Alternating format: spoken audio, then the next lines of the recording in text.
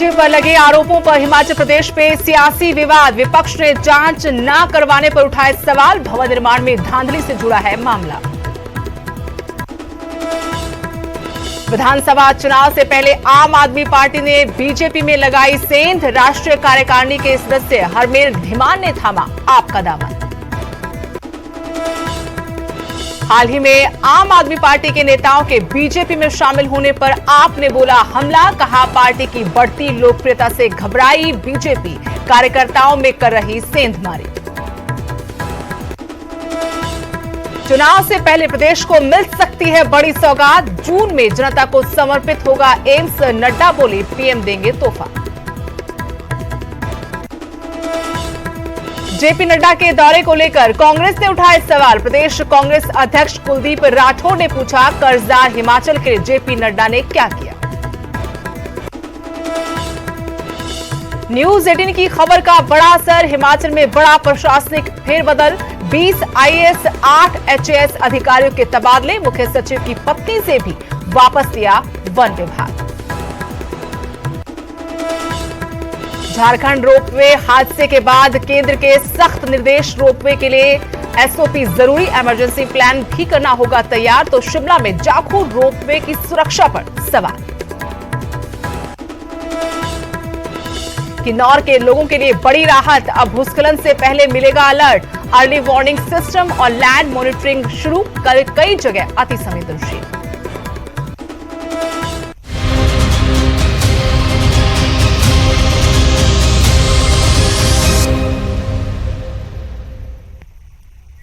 नमस्कार, स्वागत है आपका। आपके साथ मैं हूं स्तेश नैन मोर। बुलेटिन की शुरुआत करेंगे हिमाचल के सियासत से जुड़ी बड़ी खबर के साथ। जी हां, सीएस पर जमकर सियासत हो रही है देवभूमि में। मुख्य सचिव पर गंभीर आरोप लगे हैं। इन आरोपों के बाद हिमाचल का सियासी पारा चढ़ गया है। विरोधी नेताओं ने जांच नहीं होने पर जयराम सरकार को घेरा है।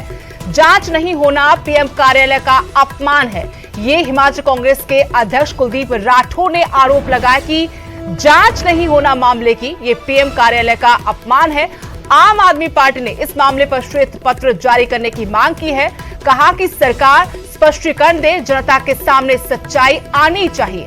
आप प्रवक्ता गौरव शर्मा का ये बड़ा बयान कि इस पर सरकार को सफाई देनी चाहिए और जनता के सामने सच्चाई आनी चाहिए। देखिए, ये प्रश्न बहुत गंभीर है। अगर प्रधानमंत्री के कार्यालय से कोई चिट्ठी आती है, किसी भी अधिकारी के खिलाफ उसमें जांच के आदेश हैं, और उसके बाद अगर मुख्यमंत्री या सरकार में बैठे लोग कोई कार्रवाई नहीं करते, तो मुझे लगता है कि ये प्रधानमंत्री कार्यालय का अपमान है। मंडी के अंदर केंद्रित तो एक ही चीज कही कि मैं भ्रष्टाचार हटाने आया हूं। अगर है तो हटाएगा, आप हमें लाके हटवा दीजिए, अगर नहीं है तो ही नहीं ले आइए। तो ये स्पष्ट हो रहा है आपके माध्यम से, ये सारी चीजें स्पष्ट हो रही है कि मुख्य सचिव ही अगर सरकार के, जिसके इंक्वायरी 7 महीने से पीएमओ से आने के बाद भी रोकी गई हो, वो सरकार बाकी लोगों की इंक्वायरी का क्या कर रही हो। तो हिमाचल प्रदेश की जनता का पैसा है, उसमें खुली लूट प्रशासनिक अधिकारी कैसे कर सकता है। इसमें मांग होनी चाहिए और प्रदेश सरकार को इसमें श्वेत पत्र जारी करना चाहिए कि फलाने व्यक्ति के खिलाफ ये फलाना इल्जाम था, ये दिल्ली से इंक्वायरी थी, इसका ये स्पष्टीकरण है और वो सारे हिमाचल लोगों के सामने आना चाहिए। मुख्य सचिव पर लगे आरोपों से जुड़ी बड़ी खबर। न्यूज 18 पर पीएम को पत्र लिखने वाले बृजलाल का बड़ा दावा। कहा 100% सही है आरोप, शपथ पत्र देने तक को हूं तैयार। मैंने आरटीआई से सारे दस्तावेज जुटाए हैं। ये बृजलाल जिन्होंने आरटीआई के जरिए ये सारी जानकारी इकट्ठा की थी और कहा कि उनके जो आरोप है एसीएस रहते हुए जो आज सीएस हैं उन पर वो 100% सही हैं। शपथ पत्र तक को देने को तैयार हूं। मैंने आरटीआई से सारे दस्तावेज इकट्ठा किए। मैं किसी भी तरह की जांच के लिए तैयार हूं। देखिए, जैसे ये जो मामला मैंने भी देखा कि परसों न्यूज़ 18 के माध्यम से बहुत ही हाईलाइट हुआ है, तो इसके लिए सबसे पहले तो मैं न्यूज़ 18 का पूरी टीम का धन्यवाद करना चाहूँगा। ये मेरे दस्तावेज हैं, कम से कम मेरी 1000 आरटीआईयाँ जो है वन विभाग से ली गई हैं और ये सारी चिट्ठियां मेरे एड्रेस पे आई है। तो मैं एक छोटी सी बात मुख्यमंत्री महोदय को ये संज्ञान में लाना चाहूँगा कि हो सकता है कि कहीं ना कहीं वो किसी अन्य पत्र के बारे में बात कर रहे हों। हो सकता है मुख्य सचिव के खिलाफ कोई और भी जांच आई होगी, लेकिन जो मेरा पत्र जो आया है माननीय प्रधानमंत्री महोदय के कार्यालय से। ये डायरेक्ट प्रधानमंत्री महोदय द्वारा ही फॉरवर्ड किया गया, क्योंकि ये चिट्ठी प्रधानमंत्री के कार्यालय को नहीं दी गई है, ये प्रधानमंत्री के रेजिडेंस को दी गई है। मैं किसी भी जांच के लिए किसी भी एजेंसी के सामने समक्ष खड़ा होकर शपथ पत्र देने को तैयार हूं। मेरा चाहे आप नार्को टेस्ट कर लीजिए कि ये दस्तावेज सही है और ये करप्शन में संलिप्त है। आम आदमी पार्टी के प्रवक्ता गौरव शर्मा मेरे साथ फोन लाइन पर जुड़े हैं, इसी खबर पर उनसे बातचीत करेंगे। गौरव शर्मा जी, बहुत बहुत स्वागत है सबसे पहले तो न्यूज़ 18 पर। धन्यवाद मैम। गौरव शर्मा जी, सीएस पर एसीएस रहते हुए इतने गंभीर आरोप लगते हैं, भले यहां पर मामला ना आगे बढ़ पाया हो, लेकिन पीएमओ से अगर लेटर आए, जांच के लिए कहा जाए, उसके बाद 7 महीने तक निकल जाए, यूं ही मामला दबा रहे, और फिर जब मामला न्यूज़ 18 उठाता है तो मुख्यमंत्री कहते हैं कि गुमनाम पत्र है। ऐसे पत्र आते रहते हैं। क्या अब इस तरीके से मामलों पर इस तरीके से गंभीरता दिखाएगी सरकार? देखिए, हम पहले भी कल जो हमने प्रेस कॉन्फ्रेंस की है उसमें हम स्पष्ट कर चुके हैं कि ये गंभीर आरोप हैं, और जो इंक्वायरी पीएमओ ऑफिस से आई है वो सरकार में क्यों दबाई गई, किन अफसरों द्वारा दबाई गई, क्या ये आपस में एक कॉकस भी हो सकता है एडमिनिस्ट्रेशन और पॉलिटिकल लोगों का? देखिए, बहुत ही गंभीर आरोप हैं, और अगर ऐसे आरोप हैं तो उसकी निश्चित ही जो हिमाचल प्रदेश की जनता के सामने वाली चीजें आनी चाहिए। अब जो व्यक्ति आपके समक्ष ये कह रहे हैं कि मैं शपथ पत्र देने के लिए तैयार हूं, मेरा नार्को टेस्ट करा लीजिए, अगर एक व्यक्ति जिसने सारी जानकारियां जुटाई हैं और उसको उजागर करने के लिए इतना बड़ा रिस्क लिया है, और वो आज भी वो अपना जो स्टैंड है वही कायम रखते हैं, तो हिमाचल प्रदेश की सरकार को इस पे कड़ा संज्ञान लेना चाहिए। आखिरकार हिमाचल प्रदेश की जनता पूछना चाहती है कि अगर ये गबन का मामला है, चाहे ये त्रुटियों का मामला है, जो भी मामला है, और पीएमओ से बड़ा कोई पावरफुल दफ्तर नहीं है। आम आदमी पार्टी सरकार से ये मांग करती है कि पत्र अगर झूठा भी है तब भी उस पे जो है जो हिमाचल प्रदेश की जनता है उसको स्पष्टीकरण चाहिए। अगर वो आरोप साबित होते हैं तो ऐसे अधिकारियों को पद पे रहने का कोई मौका नहीं दिया जाना चाहिए, उनके खिलाफ सख्त से सख्त कार्रवाई होनी चाहिए। इस पे सरकार जो है श्वेत पत्र लाए। जी, लेकिन आप तो भ्रष्टाचार को मुद्दा बनाकर ही पहले दिल्ली में आए, उसके बाद पंजाब में, और अब आप ताल ठोक रहे देवभूमि हिमाचल में, तो क्या इससे बड़ा कोई गंभीर मुद्दा होगा? क्या इस मुद्दे पर आम आदमी पार्टी संजीदगी दिखाएगी? क्या रणनीति है आपकी? देखिए, हमने पहले ही कह दिया है कि हिमाचल प्रदेश में जो करप्शन है उसको हटाने के लिए हमें 5 साल का मौका दे देना चाहिए। हमारे रोड शो में अरविंद केजरीवाल जी, जो हमारे नेशनल कन्वीनर है, उन्होंने साफ शब्दों में कहा कि हिमाचल वासियों, अगर करप्शन है तो हमें 5 साल दीजिए, अगर नहीं है और आपको नहीं लगता कि करप्शन नहीं है तो जिन लोगों से आपका शासन चल रहा है उन लोगों को देखिए, इतनी बड़ी स्टेटमेंट दे देना पब्लिकली, वो भी मंच से, एक बहुत बड़ी बात मैं समझता हूं। और भ्रष्टाचार मुद्दा है, चाहे वो छोटा हो चाहे बड़ा भ्रष्टाचार हो, चाहे वो सरकारी महकमे में हो चाहे वो प्राइवेट उस पे हो, आम आदमी पार्टी भ्रष्टाचार को बिल्कुल टॉलरेट नहीं करेगी और आम जनमानस में इन सारी चीजों को उजागर करेगी। आपकी बात ठीक है कि आने वाले समय में हम इसके लिए बहुत उग्रता के साथ, चाहे वो किसी भी, चाहे लीगल दरवाजा कोर्ट का खटकाना पड़े, चाहे शक्ति प्रदर्शन करने पड़े, धरना प्रदर्शन करने पड़े, आम आदमी पार्टी किसी चीज से कोई चूक नहीं करेगी। और इन ऐसे लोगों को, जो भ्रष्टाचारी लोगों को है, उनको बिल्कुल उनके ऊपर से पर्दा जो है हटाया जाएगा और जनता के समक्ष उनको लाया जाएगा। जी, शुक्रिया गौरव शर्मा जी न्यूज़ 18 के साथ बातचीत करने के लिए। तो आम आदमी पार्टी ने साफ कर दिया कि भ्रष्टाचार का गंभीर मामला है और इस पर सरकार को जांच करनी चाहिए थी, न कि मामला दबाया जाना चाहिए था। पीएमओ की तरफ से अगर पत्र आया उसके बाद भी जांच नहीं की तो काफी संगीन ये मामला बनता है। उधर मुख्यमंत्री कहते नजर आए थे कि गुमनाम पत्र आते रहते, गुमनाम पत्र है, पहले इसमें बहुत सारी चीजें हमें देखनी होगी। शिमला से मेरे सहयोगी रणबीर सिंह भी जुड़ गए हैं, उनके पास हम जाने की कोशिश करेंगे, लेकिन फिलहाल एक बार फिर आपको बता दें कि सीएस पर, मुख्य सचिव पर एसीएस रहते हुए आरोप लगे कि गबन हुआ है। और इस मामले को लेकर बृजलाल जो दावा कर रहे हैं कि उन्होंने आरटीआई लगाकर सारे सबूत इकट्ठा किए थे सीएस के खिलाफ, उसके बाद प्रधानमंत्री को पत्र लिखा था, उस पत्र के जवाब में ही पीएमओ ने जांच के लिए कहा था। लेकिन 7 महीने बीत जाने के बाद भी इस मामले पर कुछ भी नहीं किया गया और इसी मुद्दे को अब विपक्ष भुना रहा है, सवाल उठा रहा है सरकार की संजीदगी पर। गंभीर आरोप कांग्रेस और आम आदमी पार्टी का कि इस मामले को जानबूझकर छुपाया गया, दबाया गया, लिपापोती की गई और जब अब मीडिया के माध्यम से, न्यूज़ 18 के माध्यम से मामला जनता तक पहुंच गया है, उसके बाद भी सरकार इस मामले पर कुछ नहीं कर रही। शिमला से मेरे सहयोगी रणबीर सिंह जुड़े हैं। रणबीर, काफी गंभीर मुद्दा था और न्यूज 18 ने जिस तरीके से पड़ताल करने के बाद न सिर्फ जनता को बताया बल्कि विपक्ष के ध्यान में भी लाया कि ये गंभीर मसला है। पीएमओ की तरफ से लेटर आने के बाद भी इस मामले पर सरकार ने कोई कार्रवाई नहीं की, जांच नहीं हुई और अब खुद बृजलाल कह रहे हैं कि कोई ऐसे गुमनाम पत्र नहीं है। आरटीआई लगाकर उन्होंने सब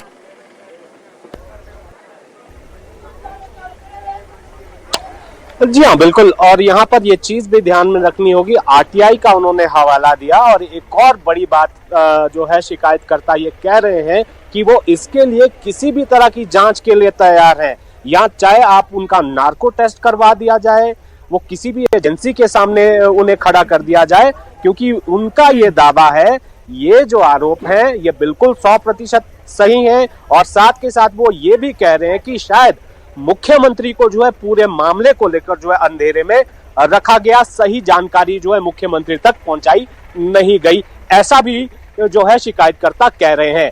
और जहां तक विपक्ष की बात है, विपक्ष के पास एक सियासी जो है हथियार आ गया है सरकार को घेरने का, लेकिन गंभीरता इस बात की यही समझी जा सकती है कि प्रधानमंत्री के कार्यालय से यह पत्र आया है और शिकायत है कि ये प्रधानमंत्री के आवास।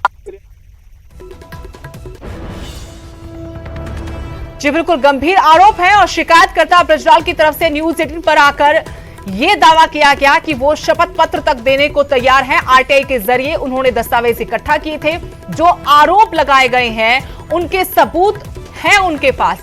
पीएमओ ने बकायदा जांच के लिए पत्र लिखा था प्रधान सचिव को, उसके बाद भी सरकार ने क्यों मामले की जांच नहीं की? ये सवाल न सिर्फ शिकायतकर्ता की तरफ से पूछे जा रहे हैं बल्कि कांग्रेस और आम आदमी पार्टी भी जयराम सरकार से ठीक यही सवाल कर रही है।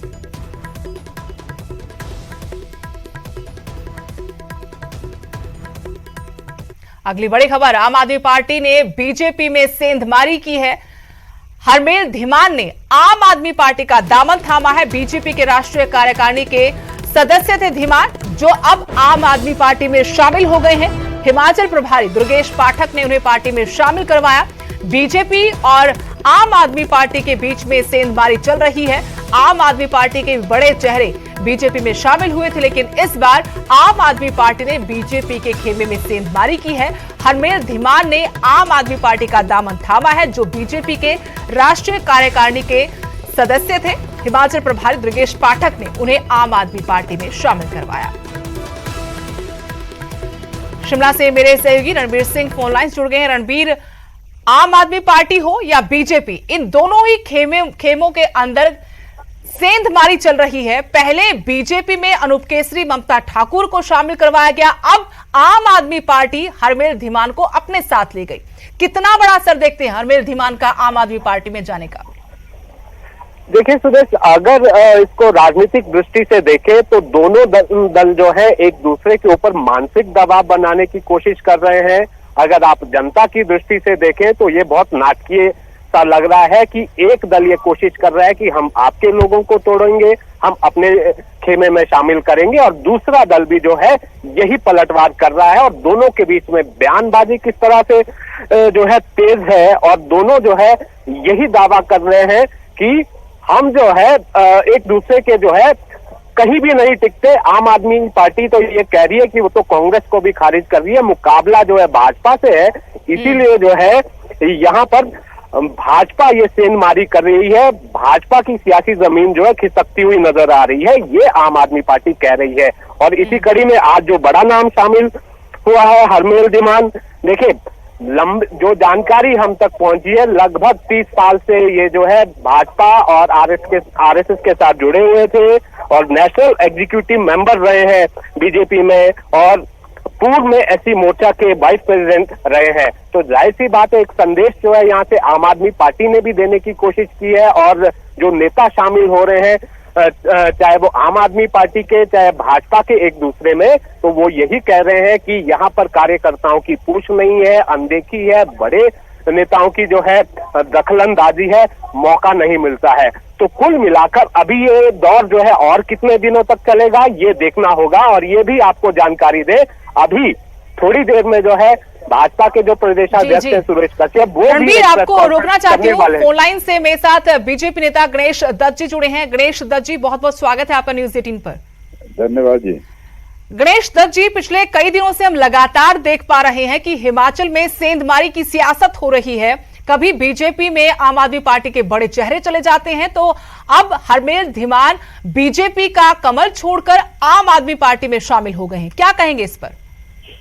हाँ, देखिए, हरमेल धीमान जी काफी पहले बीजेपी में रहे हैं और पार्टी के एक किसी पद पर रहे हैं, लेकिन पिछले 10-12 साल से वो पार्टी के किसी भी पद पर नहीं है हमारे पास, और वो अपने बिजनेस और व्यवसाय में बिजी थे। तो इसलिए ये कह सकते हैं कि पिछले 10 साल में उनका कोई पार्टी के प्रति कोई योगदान या उनकी एक्टिविटीज पार्टी में नहीं रही हैं, और वो सामाजिक क्षेत्र में कुछ काम करते होंगे लेकिन अपना व्यवसाय करते हैं।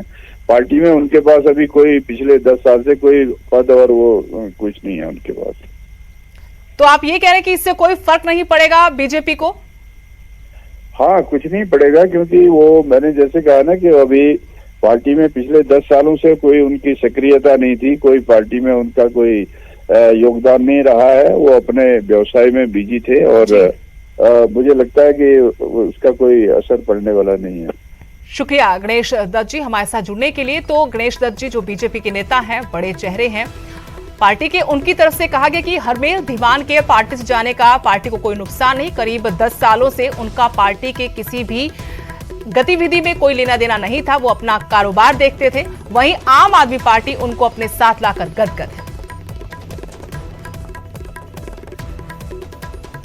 एक और बड़ी खबर, बीजेपी के मिशन रिपीट के दावे पर कांग्रेस ने चुटकी ली है। कांग्रेस विधायक जगत सिंह नेगी का बयान इस पर आया है। कहा, जब जनता चाहेगी तब सत्ता रिपीट होगी, पार्टी के चाहने से कुछ नहीं होता। 4 सालों में सरकार हर मोर्चे पर नाकाम रही है। तो शह मात का खेल चल रहा है।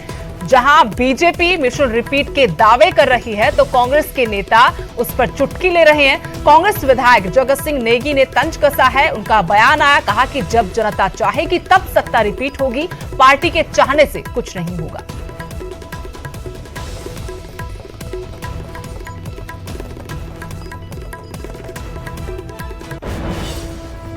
एक और बड़ी खबर, रोपवे हादसे के बाद केंद्र ने सख्ती दिखानी शुरू कर दी है। झारखंड में जिस तरीके से बड़ा हादसा हुआ, उसके बाद केंद्र के सख्त निर्देश। गृह सचिव अजय भल्ला ने सभी राज्यों को पत्र लिखा है। सभी राज्यों के मुख्य सचिवों को यह पत्र लिखा गया। रोपवे के लिए एक एसओपी जरूरी है, इमरजेंसी प्लान भी जरूरी कर दिया गया है कि आपके पास दूसरा क्या प्लान है। संचालन और रखरखाव मानकों का पालन भी किया जाए। एमएचए की तरफ से कहा गया, मॉक ड्रिल और मॉक एक्सरसाइज जरूरी है। अनिश्चित घटना से निपटने के लिए मॉक ड्रिल जरूरी है। दरअसल झारखंड के देवघर में हुए रोपवे हादसे के बाद एमएचए ने सभी राज्यों को ये एडवाइजरी जारी की है।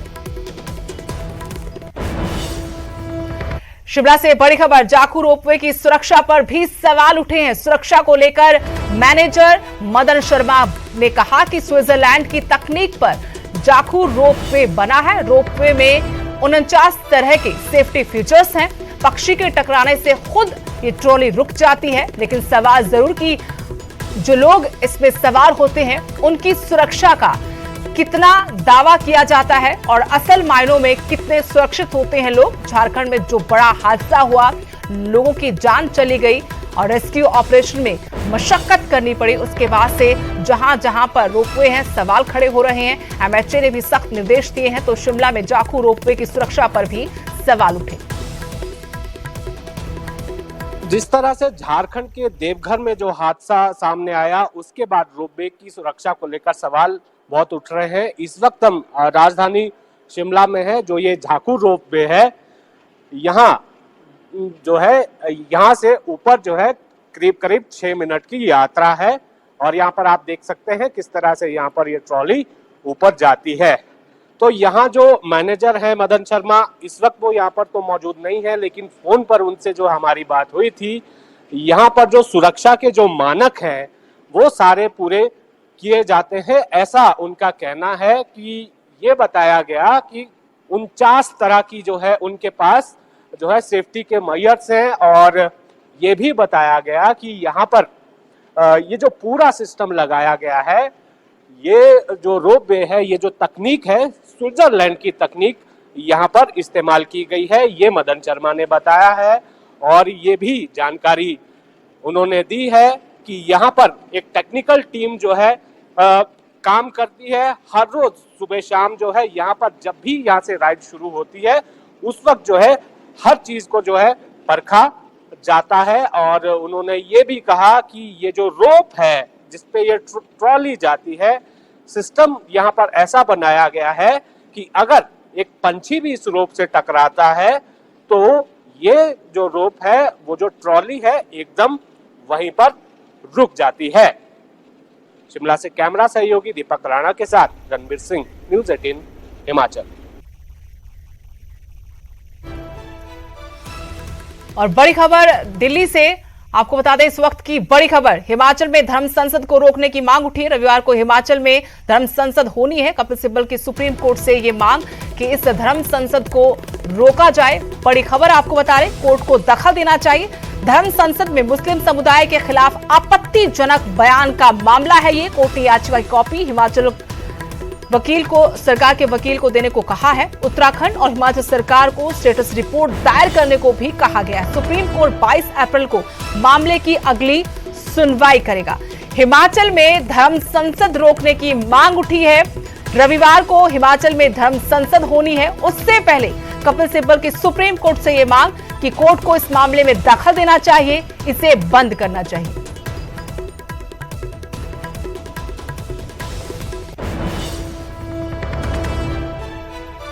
तो बड़ी खबर दिल्ली से, हिमाचल में धर्म संसद रोकने की मांग उठाई गई है। रविवार को हिमाचल में धर्म संसद होनी है। उससे पहले कपिल सिब्बल की सुप्रीम कोर्ट से यह मांग कि कोर्ट को इस मामले में दखल देना चाहिए। धर्म संसद में मुस्लिम समुदाय के खिलाफ आपत्तिजनक बयान का यह मामला है। कोर्ट ने याचिका की कॉपी हिमाचल के वकील को देने के लिए कहा।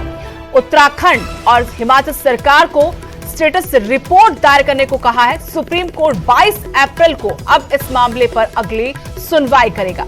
इससे पहले भी धर्म संसद को लेकर बवाल हो चुका है, लेकिन अब हिमाचल में धर्म संसद रोकने की मांग सुप्रीम कोर्ट में उठाई गई। रविवार को हिमाचल में धर्म संसद होनी है। उससे पहले सुप्रीम कोर्ट से यह मांग की गई कि कोर्ट को इस मामले में दखल देना चाहिए। और जानकारी लेंगे दिल्ली से मेरे सहयोगी सुशील पांडे जुड़े हैं फोनलाइन से। सुशील, क्या पूरा मामला है, जरा विस्तार से बताइए। आखिरकार सुप्रीम कोर्ट जाने की क्या नौबत थी इस धर्म संसद को लेकर? ये देखिए, धर्म संसद का जो पूरा मामला है वो उत्तराखंड से जुड़ा हुआ है और उत्तराखंड के मामले में सुप्रीम कोर्ट में एक याचिका दाखिल की गई थी और ये कहा गया था कि एक विशेष समुदाय को लेकर फिलहाल जो धर्म संसद का आयोजन किया गया था उत्तराखंड में, उसको लेकर टारगेट किया गया था। और ऐसे में जिन लोगों ने धर्म सुप्रीम कोर्ट इस मामले में इंटरवेन करे और कार्रवाई करे। वहीं मामले की सुनवाई के दौरान ये भी बताया गया कि हिमाचल में आने वाले रविवार को एक धर्म संसद का आयोजन किया गया है, लिहाजा इस पूरे मामले में सुप्रीम कोर्ट इंटरवीन करे। बहरहाल सुप्रीम कोर्ट ने इस मामले पर सुनवाई करते हुए उत्तराखंड सरकार और हिमाचल सरकार से स्टेटस रिपोर्ट दाखिल करने के लिए कहा है। लेकिन धर्म संसद पर जिसका आयोजन की बात फिलहाल कपिल सिब्बल कर रहे थे कि आने वाले रविवार को उसका आयोजन होना है, उस पर किसी भी प्रकार से सुप्रीम कोर्ट ने कोई टिप्पणी नहीं की है। अब इस पूरे मामले की जो सुनवाई है वो फिलहाल अगले 22 तारीख को होनी है, 22 अप्रैल को होनी है। तो देखना बेहद अहम होगा कि जब इस पूरे मामले पर सुनवाई की जाएगी तो हिमाचल सरकार की तरफ से और उत्तराखंड सरकार की तरफ से धर्म संसद के मामले पर क्या कुछ स्टेटस रिपोर्ट दाखिल किया जाए। शुक्रिया सुशील। तो उत्तराखंड में जो धर्म संसद आयोजित की गई थी उसमें विशेष समुदाय को लेकर जो टिप्पणी की गई थी उससे काफी बवाल हुआ था। अब रविवार को हिमाचल में धर्म संसद होनी है। उससे पहले सुप्रीम कोर्ट में इस मामले में दखल के लिए याचिका लगाई गई। इस मामले की अगली सुनवाई 22 अप्रैल को होगी। और इसी के साथ इस बुलेटिन में फिलहाल इतना ही। नमस्कार।